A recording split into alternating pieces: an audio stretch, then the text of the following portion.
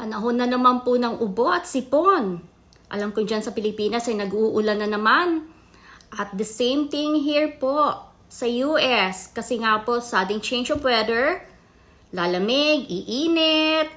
Sa gabi, malamig pagdating po sa tanghali.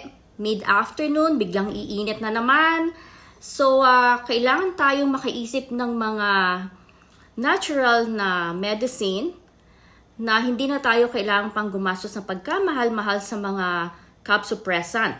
Meron po akong home remedy na isi-share po sa inyo. Pero sa ngayon po, ang gagawin po natin ay iinom muna tayo ng aking favorite tea. Green tea, syempre, no? Ang sarap talaga ng green tea.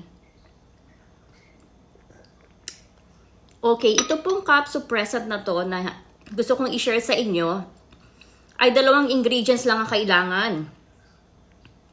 Honey and lemon. Okay, alam kong karamihan po sa inyo ay ginagawa na to. Pero yung pong iba na hindi pa po ito nagagawa, ito po ay malaking tulong dahil hindi na po kailangan gumastos pa ng mga cough medicine na minsan po ay hindi rin nakakabuti sa ating kalusugan, di ho ba? Okay, so ang honey, ito pong klaseng honey na to, kung meron kayong ibang klase ng honey, pwede na rin po siguro yun, ano? Ang magiging ratio po natin ay half po ng honey, half po, nalito na ako no? Too much excited Half po ng lemon, okay? At 2 teaspoon ng honey. I-mix nyo po ito sa warm water. Okay. So, iinumin nyo po hanggat mainit pa. Dahil alam po ba ninyo na ang honey po ay nakakatanggal po ng plema. Nakikita nyo ako. Meron akong cheat sheet dito Concise set of notes po. Nagawa po ako ng concise set of notes para hindi po ako magkamali sa sasabihin ko. Ayan, I'm just being honest ha. Ayan, meron akong cheat sheet dito. Okay, so ito pong honey, it actually reduce mucus production. So maganda po talaga ang honey, lalo na pag kami mga nabubuong plema. The best po ito. Okay, at hindi pa ho yun, rich in antioxidant. Okay, ang lemon po naman has a high antioxidant content. At ang lemon peel, ayan, ang lemon peel can actually boost your immune system and strengthen its ability to fight infection and disease. Okay, so wag niyong kalimutan, hot lemon ay po pwede na rin po kung wala po kayong honey. Hot lemon, inumin lang po ninyo yan, especially po pagka nagda-dry na po ang inyong throat, kasi yun po ang nagiging cause ng pag-ubo natin. Okay, at the same time, keep hydrated po.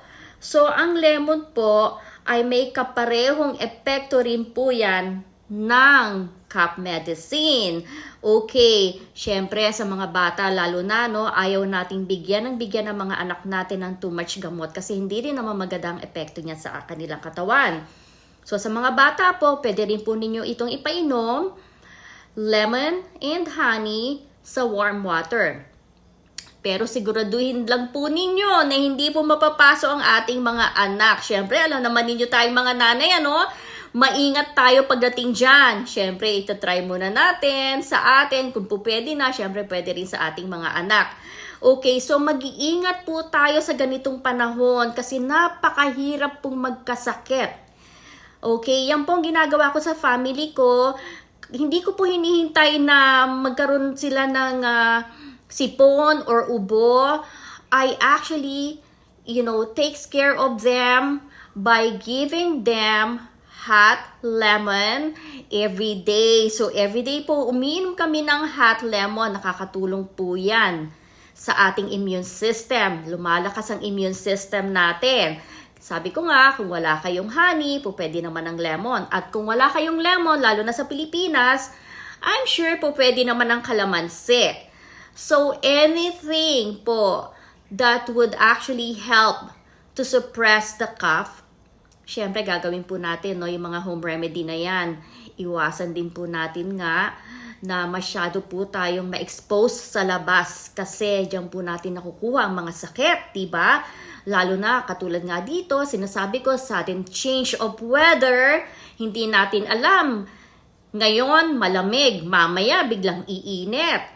Tapos biglang uulan, kaya ang mga tao nagkakasakit. Kaya iwas po tayo sa ganyan, iwas tayo magkasakit. At panatiliin po natin na malakas ang ating katawan, malakas ang ating immune system, okay? So, samahan niyo ulit ako na uminom ng aking favorite green tea. Alam naman ninyo, hindi kompleto ang araw kung wala tayong green tea, hindi ba? Itong green tea ay part na ng ating araw-araw na buhay. Ay ganun no? Araw-araw, kung wala ito, hindi kumpleto ang araw talaga. At saka isa pa po, siguro ito po ang this actually helps kasi may antioxidant din po ang green tea. Kaya siguro sabi po ng mga friend ko, how come we don't even see you get sick, you know? It looks like all of us already got sick, but you never get sick. Parang hindi ka nakaka-catch ng mga viruses. Sabi ko po, kasi siguro, yun nga, number one secret is we always drink lemon, warm lemon. Ito nga po, ang green tea nakakatulong po sa palagay ko. Ang lemon is rich in vitamin C. Ang green tea is antioxidant. Okay, so, yun lamang po. So, don't forget, click like, comment, share, and subscribe po sa aking YouTube channel. Thank you for watching. Keep safe, everyone, and have a nice day. See you guys later. Bye.